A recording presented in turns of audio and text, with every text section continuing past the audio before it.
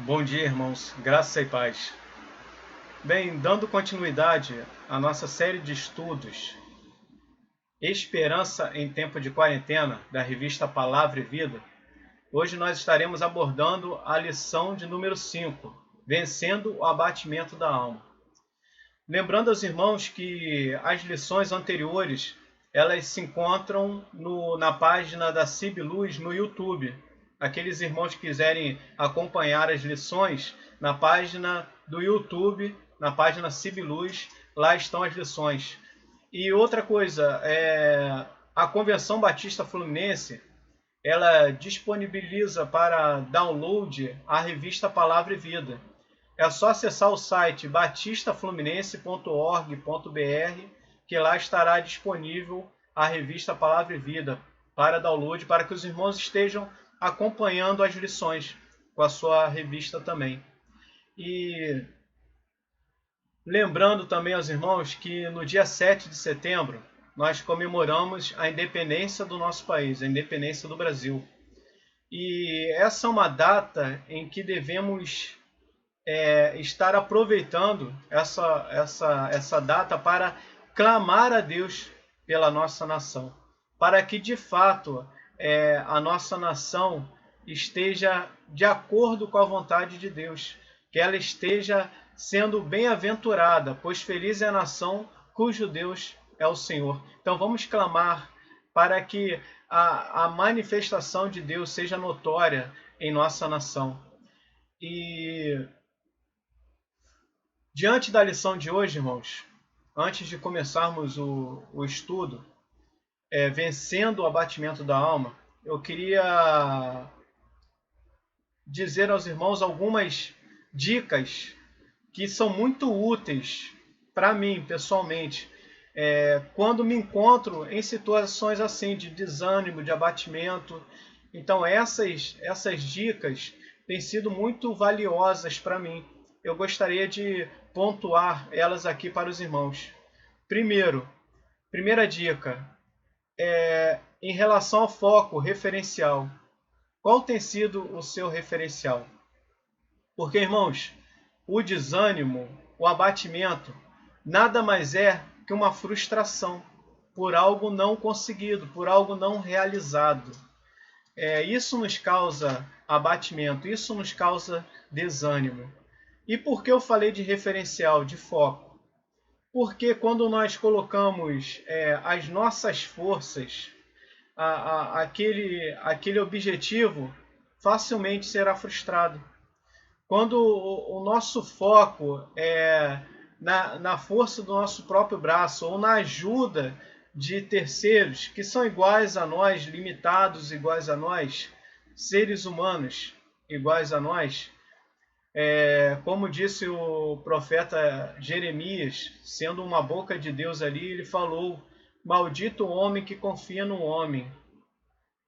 É isso, é basicamente isso, que deposita a confiança em seu próprio braço, ou no braço de um terceiro que é semelhante a ele, que não pode, que é limitado, que não é capaz de produzir todas as coisas. O nosso foco tem que ser o Senhor Jesus Cristo. O nosso referencial deve ser o Senhor Jesus Cristo. Como o apóstolo Paulo ele frisou: sede meus imitadores, como eu sou de Cristo. Então, que sejamos imitadores de Cristo, porque assim nós estaremos sendo obedientes a Deus. E quando nosso foco, nosso referencial está em Cristo, nossos planos jamais serão frustrados. Porque assim como Cristo foi obediente até a morte, assim seremos nós também. Nós nos tornaremos de fato imitadores de Cristo, verdadeiros discípulos de Cristo, quando o nosso foco, o nosso referencial em tudo na nossa vida for o Senhor Jesus Cristo. O segundo ponto é em relação à murmuração. Não murmure, louve, qualquer que seja a circunstância da sua vida. louve a Deus, porque até nos momentos difíceis, até em meio ao deserto, em meio às adversidades, Deus está nos ensinando algo. Deus está nos moldando, está nos lapidando para nos tornar melhores pessoas. Lembrando que o próprio Senhor Jesus Cristo, que é o nosso referencial de vida prática, ele foi levado ao deserto pelo Espírito. Então, essa lição nos mostra que não devemos atribuir, muitas vezes não devemos atribuir ao inimigo aquela determinada situação ali. Porque muitas vezes é Deus. Deus nos, como eu disse anteriormente, Deus nos lapidando, nos moldando, nos tornando melhores através das lições apreendidas ali, naquele momento, naquela determinada circunstância da vida. E o terceiro ponto, além do referencial que deve ser Cristo, além do modo como devemos passar pela tribulação, passar pela adversidade, o terceiro ponto é que toda tribulação, toda adversidade, ela é passageira. Eu sempre foco nisso, na momentaneidade das coisas aqui na Terra. Tudo tem um tempo determinado aqui. Em Eclesiastes, capítulo 3, fala sobre isso. Sobre há um tempo determinado para todas as coisas. Tanto as coisas boas quanto as coisas ruins. Tanto para o bem quanto para o mal. Há um tempo determinado. Aqui, todas as coisas são passageiras. Então, além de focarmos em Deus, focarmos em Cristo, durante a adversidade, não devemos murmurar e sim agradecer, louvar a Deus, embora doa, embora esteja sendo ruim passar por aquela determinada situação, que Deus esteja nos elevando a uma condição melhor como seres aqui nesta terra. Para quê? Para que a nossa vida também sirva de testemunho para os outros. Em vez de murmurarmos, nós devemos louvar e também ter a certeza de que aquele momento ali, ele vai passar. Essa pandemia que estamos atravessando, ela vai passar, irmãos. Então, por isso, eu gosto muito desses 3 pontos, me firmar nesses 3 pontos. Primeiro, na confiança em Deus. Meu foco é o Senhor Jesus Cristo. Em toda a minha caminhada aqui na terra, o foco deve ser Cristo. E segundo, não devemos nos lamentar, não devemos ficar reclamando, até porque nós deixamos de dar um testemunho de confiança em Deus quando estamos murmurando, quando estamos reclamando. Lembram do povo hebreu no deserto, que por murmurar, por reclamar, em vez de uma caminhada que duraria alguns dias, eles ficaram 40 anos peregrinando no deserto. Então, que não sejamos murmuradores. E terceiro ponto, que tudo aqui é passageiro. Tudo aqui tem um tempo determinado. A vontade permissiva de Deus, ela acontecerá, independente do nosso querer. Independente do nosso querer. Mas lembrando que esse tempo de tribulação, esse tempo de adversidade, ele é passageiro. Assim como os tempos bons, os tempos ruins também, eles passam. Então logo essa pandemia passará, logo esse momento de adversidade ele passará. Bem, irmãos, agora nós vamos adentrar de fato no estudo da lição, vencendo o abatimento da alma. Essas dicas que eu dei são dicas pessoais minhas, a respeito de como eu passo por esses momentos. E muito tem me ajudado essas dicas em relação a focar em Deus, confiar em Deus, não murmurar, louvar a Deus, porque Ele é sabedor de todas as coisas, e que também esse tempo ele passa. Tanto os tempos bons quanto os ruins, eles passarão. E o estudo de hoje, a lição 5, vencendo o abatimento da alma, ela está baseada no texto bíblico de Salmos 42. E antes de adentrarmos no estudo propriamente dito, lembrando que esse estudo ele foi escrito pelo pastor Carlos Henrique Soares. Então, o estudo de hoje ele foi escrito pelo pastor Carlos Henrique Soares. E ele escolheu o Salmo de número 42 como texto bíblico base para o estudo de hoje. Então, antes de iniciarmos o estudo, vamos estar lendo a palavra do Senhor no Salmos de número 42.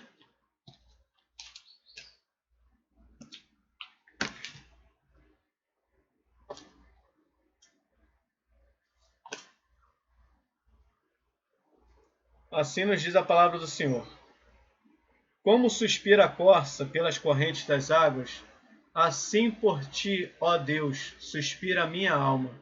A minha alma tem sede de Deus, do Deus vivo, quando irei e me verei perante a face de Deus.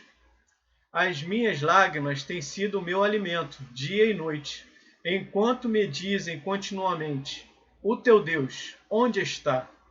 Lembro-me destas coisas e dentro de mim se derrama a minha alma, de como passava eu com a multidão do povo e os guiava em procissão à casa de Deus, entre gritos de alegria e louvor, multidão em festa.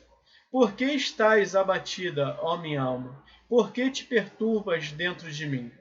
Espera em Deus, pois ainda o louvarei, a Ele, meu auxílio e Deus meu. Sinto abatida dentro de mim a minha alma. Lembro-me, portanto, de ti, nas terras do Jordão, e no monte Hermão, e no outeiro de Mizar. Um abismo chama outro abismo. Ao fragor das tuas catadupas, todas as tuas ondas e vagas passaram sobre mim. Contudo, o Senhor, durante o dia, me concede a sua misericórdia, e à noite comigo está o seu cântico, uma oração ao Deus da minha vida. Digo a Deus, minha rocha, por que te olvidaste de mim? Por que te hei de andar eu lamentando sob a opressão dos meus inimigos? Esmigalham-se-me os ossos, quando os meus adversários me insultam, dizendo, o teu Deus, onde está? Por que estás abatida, ó minha alma? Por que te perturbas dentro de mim? Espera em Deus, pois ainda o louvarei, a Ele, meu auxílio e Deus meu. Glórias ao nome do Senhor. Então, esse é o nosso Deus, o nosso auxílio, o nosso Redentor, o nosso ajudador. Na introdução, o autor fala que o Salmo de número 42 é um cântico dos coraitas, que eram responsáveis pela adoração. Algumas versões chamam de masquil dos coraitas, que sugere algo pedagógico e com informações para os ensinamentos.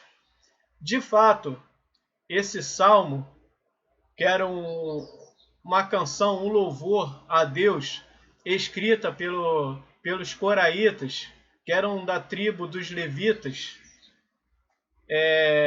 escolhidos para conduzir o povo à adoração. Tanto é que numa parte do Salmo de número 42, ele fala sobre guiava a multidão com alegria à casa do Senhor. E ele sentia falta disso, a alma dele estava abatida em razão disso também. E ele aqui traz, nesse Salmo 42, ele traz ensinamentos muito importantes em meio aos desafios. E enfrentar os dias de perturbação ou os piores momentos que a vida possa apresentar, daí o salmista oferece aqui 4 ensinamentos como conselhos para o enfrentamento dos dias maus, a partir do seu coração. A partir do abatimento dele, ele nos fornece aqui 4 dicas para como lidar com esses momentos de abatimento, com esses momentos de desânimo, com esses momentos de frustração.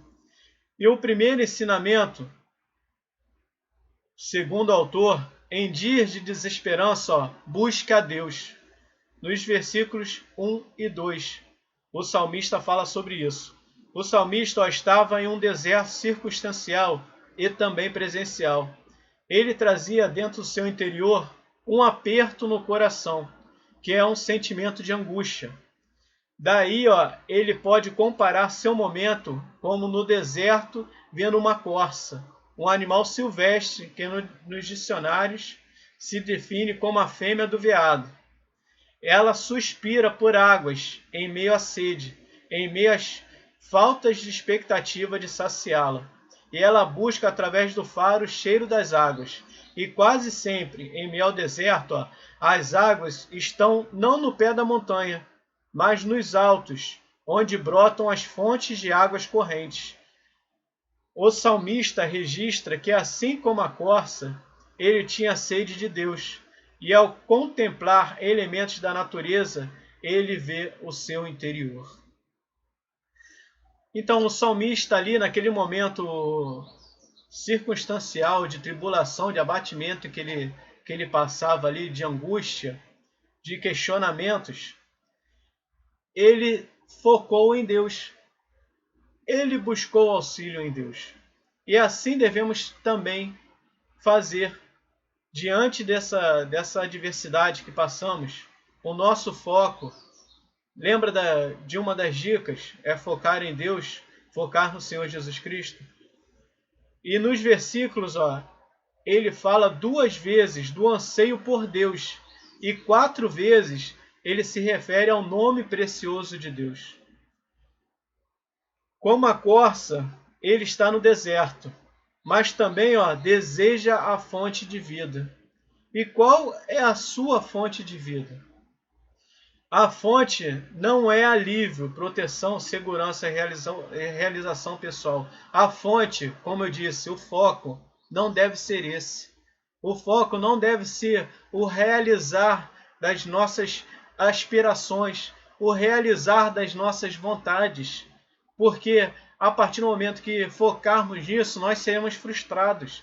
Porque os nossos planos são infinitamente inferiores aos planos de Deus para cada um de nós. Quando nós focarmos nos planos de Deus para as nossas vidas, aí seremos bem-sucedidos. Só Deus sabe aquilo que satisfaz a vida do homem e a sua própria necessidade. Então, só Deus tem a solução. Só Deus tem planos perfeitos. E em dias de tranquilidade, nos satisfazemos com qualquer coisa. Mas nos dias de tribulação, a alma começa a gritar a sede de Deus. E é fato, esses momentos de tribulação, eles nos achegam a Deus. Porque nós nos vemos totalmente dependentes de Deus. Lembra do Salmo de número 127 que fala: se o Senhor não vigiar a cidade, em vão vigiam as sentinelas. É isso. Nos momentos de angústia, de tribulação, nós só temos a recorrer a Deus. Só Ele pode todas as coisas. Só Ele é o Deus do impossível. O autor de Salmos, o autor de Hebreus, ele deixa registrado no capítulo 4, de 14 a 16, que em Jesus nós temos um grande sacerdote. Ele é uma fonte de alegria, paz e descanso. Deus será para nós o suficiente. Então, o autor de Hebreus, ele registra que Jesus é o referencial. Jesus é a fonte. Ele é quem produz alegria em nós. Ele é quem produz paz em nós. Ele é que nos dá descanso, nos dá refrigério. O foco tem que ser o Senhor Jesus Cristo. Nosso foco tem que ser Deus. E o Espírito Santo, a partir disso, produzirá em nós esse fruto, que é alegria, que é paz, que é amor, que é paciência, que é benignidade, que é domínio próprio. Isso tudo será produzido em nós a partir do momento em que focarmos em Deus e estivermos sendo direcionados por Deus em todo o nosso agir. E o grande pregador Charles Spurgeon nos disse: a melhor coisa da vida é estar com Deus, e a segunda é desejar de Deus. Porque ao estar com Deus, ao desejar Deus e ao encontrá-lo, podemos ser satisfeitos com tudo que Ele é para nós. Isso declarou o salmista no capítulo 23. O Senhor é o meu pastor, nada me faltará. O Senhor é o meu pastor, de nada terei falta, porque Ele é suficiente para nós. Deus é suficiente para nós. O segundo ponto que o autor nos dá como dica, dentro do Salmo de número 42, é em tempos de desesperança, levar o nosso coração à mensagem que fortalece. Olha só as dicas que eu citei aqui. Focar em Deus, não murmurar e louvar. Então, é levar ao nosso coração a mensagem que nos fortalece. Em vez de reclamações, alegre-se no Senhor, deleite-se no Senhor. Ó. Em dias de desesperança, leve ao seu coração a mensagem que fortalece. Se somos mais que vencedores, é por meio daquele que nos fortalece. A nossa força é o Senhor Jesus Cristo. O salmista fala sobre lágrimas e escreve o motivo. Onde está o teu Deus? Era o questionamento que as pessoas faziam a ele. Poxa, por que você está passando por essa situação? Por que Deus permitiu que isso acontecesse à nossa nação? Se Deus é tão bom, se Deus é amor, se a maioria da nação é cristã, se a maioria da nação crê nesse Deus, por que Ele permite tal coisa? E aqui o autor fala que muitos de nós já ouvimos esta pergunta, frente a um diagnóstico médico, frente a uma morte de um ente querido de forma trágica, frente a um filho nas drogas ou prostituição, em meio ao desemprego e às portas que fecham, sem oportunidades aparentes. E é como se até o interior dissesse isto, como se não bastasse os questionamentos de pessoas, parece que o interior grita: cristão, se Deus te ama tanto, por que dessas coisas? Será que Ele se foi? Será que Ele não se faz presente em nossas vidas? E o salmista apresenta angústia ao se lembrar de algumas coisas. Lembrava como o seu povo ia aos cultos públicos, daí das festas, dos cânticos que eram entoados até chegar ao lugar de adoração. Ele estava adoecido ao lembrar que estava agora sem esta oportunidade, sem este prazer.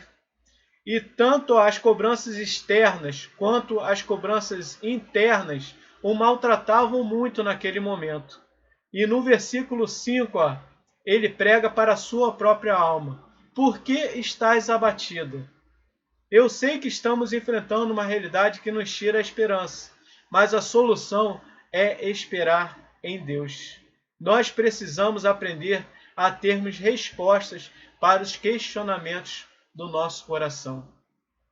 Então, nós devemos esperar em Deus, alegrarmos no Senhor, o nosso auxílio, o nosso Deus.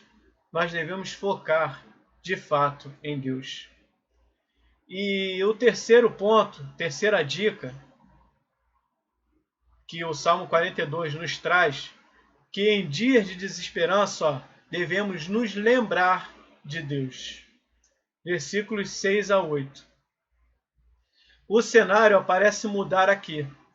Ele sai do deserto e vai lembrar das alturas das montanhas. Ele vai mencionar os lugares altos de onde brotam a nascente do Jordão. No versículo 7, ele usa o termo: um abismo chama outro abismo. porque trata da ideia do movimentar das águas turbulentas frente a enxurradas em dias de chuvas. Ele faz uma comparação de uma alma bagunçada, porque o abismo traz uma ideia de caos. É como se ele dissesse que estava em meio a um turbilhão de águas. E no versículo 6, ele lembra de Deus. Aqui um abismo chama outro abismo. É como se um cego guiando outro cego piora a situação. A situação se deteriora ainda mais, se torna ainda mais caótica. Como já foi dito aqui, maldito o homem que confia no homem, que acredita que o homem é capaz de tirá-lo daquele lamaçal, de tirá-lo daquela situação caótica em que ele se encontra. E ele não foca em Deus. É mais ou menos isso que o salmista quis expressar aqui. Mas no versículo 6, ele se lembra de Deus. E ele é levado de um lado a outro, lembrando de Deus. E no versículo 8, o salmista, em sua oração, tem uma certeza. Ele conta em meio aos dias maus com a misericórdia do Senhor, de dia e à noite, uma oração de louvor a Deus. Lembra de como devemos passar pela situação? Sem reclamar, sem murmurar, louvando a Deus. O salmista tinha isso em mente, porque ele focava em Deus, ele focava nas misericórdias do Senhor. E ele lembrava dos louvores, da alegria, das orações de louvor que nós devemos depositar em Deus. E são interessantes as colocações do salmista quando diz que as ondas e vagalhões, ou catadupas, que são cascatas, cachoeiras e cataratas, elas são de Deus. Como foi dito, muitas vezes é Deus quem nos leva para o deserto. Muitas vezes nós atribuímos à pessoa errada aquele mal, aquele aparente mal, aquela aparente adversidade pela qual passamos. Porque muitas vezes é Deus ali nos experimentando, nos pondo à prova, nos tornando pessoas melhores através das lições aprendidas. As lutas como algo, muitas vezes colocamos os problemas, as lutas como algo do diabo ou consequências de nossos próprios pecados. Mas o salmista consegue ver tudo como oriundo da ação de Deus e fazer disto o seu cântico, sua oração de dia a dia. Dia a dia. Um abismo chama outro abismo ao ruído das tuas catatubas. Todas as tuas ondas e vagas têm passado sobre mim. Muitos cristãos, influenciados pelo misto de pregações que ouvem ou participam, começam a achar que tudo que acontece e que inquieta vem como uma seta do diabo, interferência do inferno e etc. Daí, tantas frases de efeito, tais como pisa na cabeça do diabo, está repreendido, determino isto ou aquilo, não aceito e por aí vai. Mas a pergunta precisa ser: e se as ondas agitadas tiverem a mão de Deus para nos trazer um novo tempo ou amadurecimento, crescimento e maturidade? Então é para a nossa reflexão. Será que, de fato, esses momentos que estamos atravessando, não é Deus querendo nos mostrar algo, querendo nos conduzir a um novo tempo, a um novo modo de viver, totalmente dependente dele? Porque se formos avaliar o vírus, ele é invisível, ele pode estar em qualquer lugar. Nós não temos controle sobre ele. Ainda que tenhamos atitudes de prevenção, isso não significa que não seremos contaminados, porque pode ser transmitido pelo ar. Então, por maiores e melhores que sejam nossas atitudes, elas são insuficientes. Pode ter certeza disso. E o salmista, ele define muito bem disso. E por isso, em todas essas coisas que atravessamos, que passamos, quer sejam boas, quer sejam más, lembremos sempre de Deus, do Deus que nos criou, o Deus que tem a solução para todas as nossas mazelas, para todas as nossas inquietações interiores. E o quarto conselho que o Salmo 42 nos traz é que em dias de desesperança, persevere, continue lutando, continue caminhando, persista.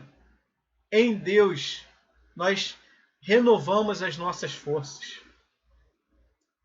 O salmista tem questionamentos, apesar de convicções. Então, apesar das convicções que ele tem a respeito de Deus, ele ainda tem alguns questionamentos.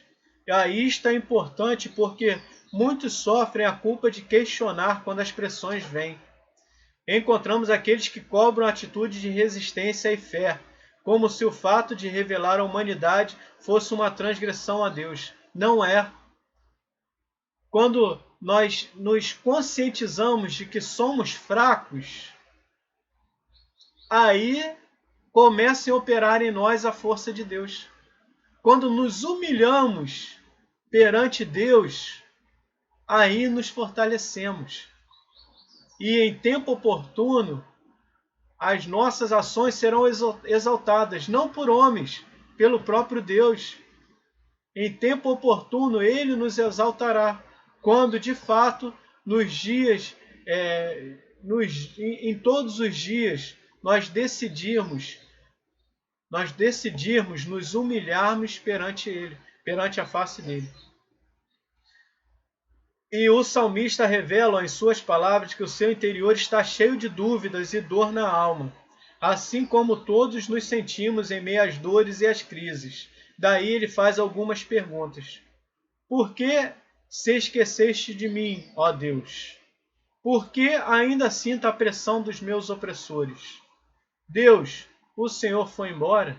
Por que me perguntam, onde está o meu Deus? Então, todos nós temos questionamentos.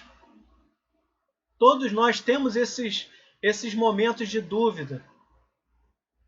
O próprio Senhor Jesus, na cruz do Calvário, ele declarou: Deus meu, por que me desamparaste?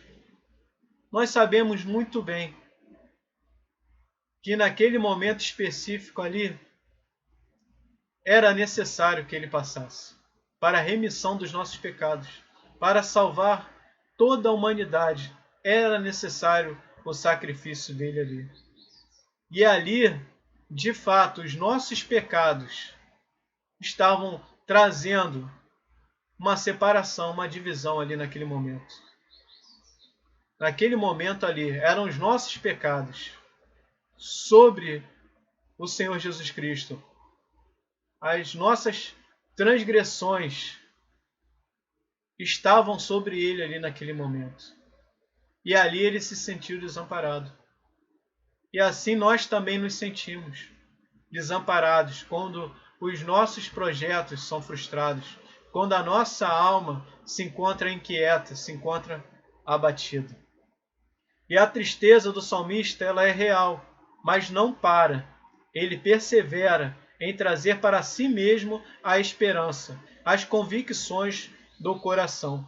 Então, que as nossas convicções sejam maiores que a desesperança, que as nossas convicções de que Deus existe, de que Ele é suficientemente bom, Ele é o nosso Deus, o nosso Criador, Ele nos conhece por completo e sabe o que é melhor para nós. Que essas convicções nos impulsione a continuar, nos impulsione a caminhar.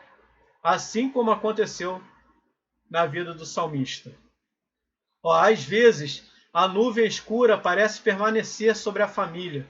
As lutas são terríveis, mas precisamos trazer à mente a certeza de um Deus presente, que é o Emanuel, o Deus conosco. Glória a Deus. Ele se faz presente em nós. O Espírito Santo de Deus em nós habita. E é Ele que nos produz paz. É Ele que nos produz refrigério. É Ele que nos produz alegria. É Ele que produz amor em nós. E paciência também. Uma das atitudes que qualquer cristão precisa entender é não se apressar em exortar os que sofrem ou que estão desesperançados. Lembremos-nos de Jó, que em meio ao sofrimento recebeu a visita de pessoas que não acolheram a sua dor, mas só serviram de juízes para condená-lo, com um discurso de dúvida e cobranças. Onde está o teu Deus?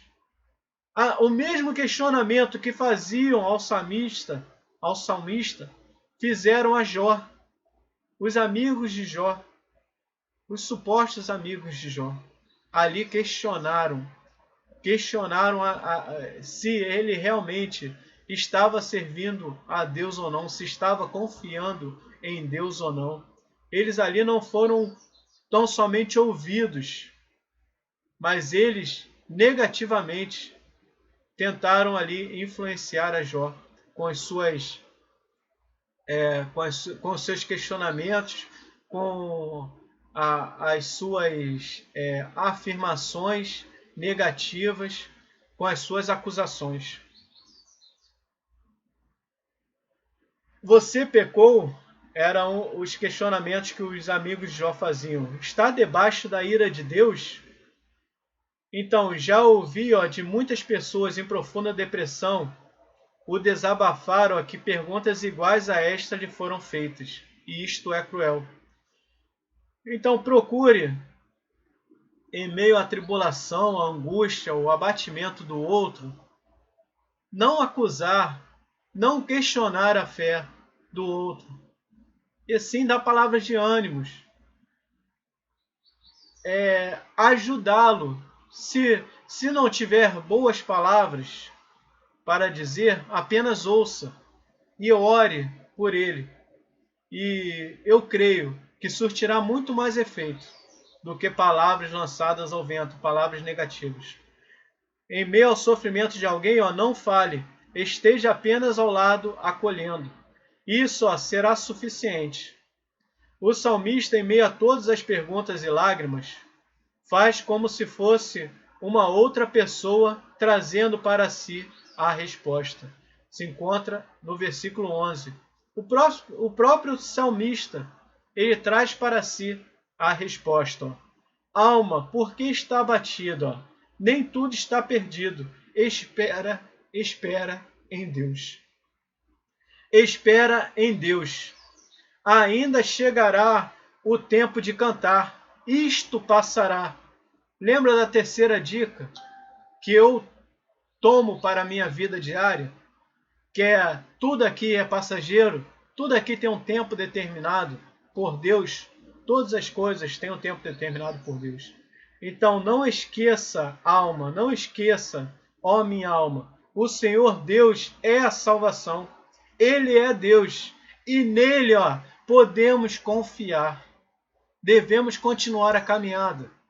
Eu lembro muito do povo hebreu nos momentos de tribulação, nos momentos de aflição, em que o povo hebreu, na sua caminhada,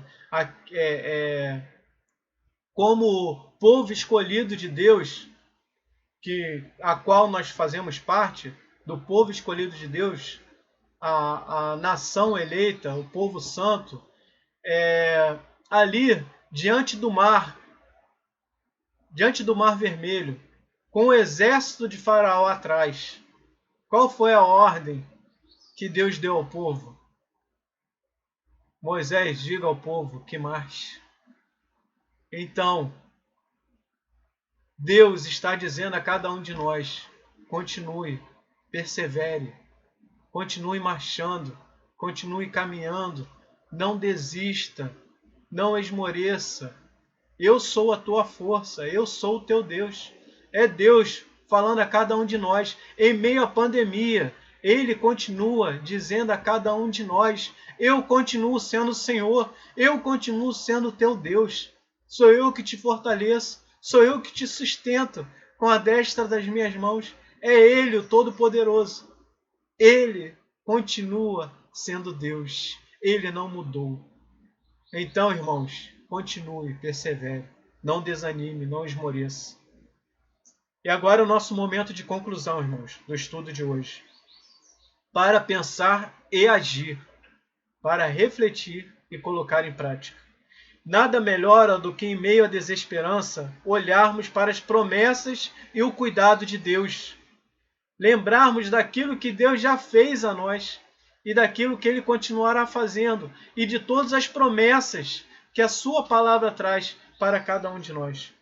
Mergulhamos no cântico de vitória de Paulo, que em meio às crises registra em Romanos capítulo 8, dos versículos 31 a 39.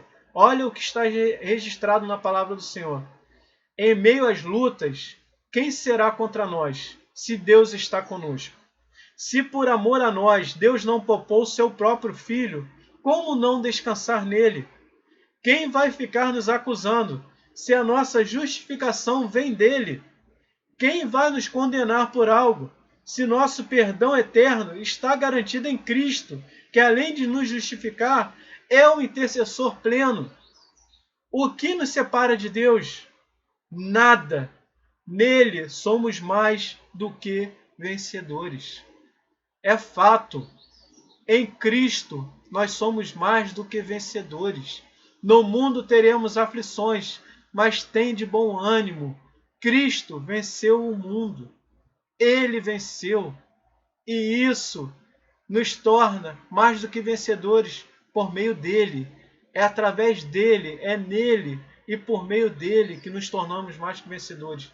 Tenha essa certeza em seu coração. Não se deixe abalar pelas circunstâncias, ainda que sejam as piores possíveis. Ainda existe um Deus. Foque em Deus e menos nas circunstâncias e menos nos obstáculos que se levantam. Eu agradeço a Deus pela oportunidade e que Deus a todos abençoe, em nome do Senhor Jesus Cristo. Amém.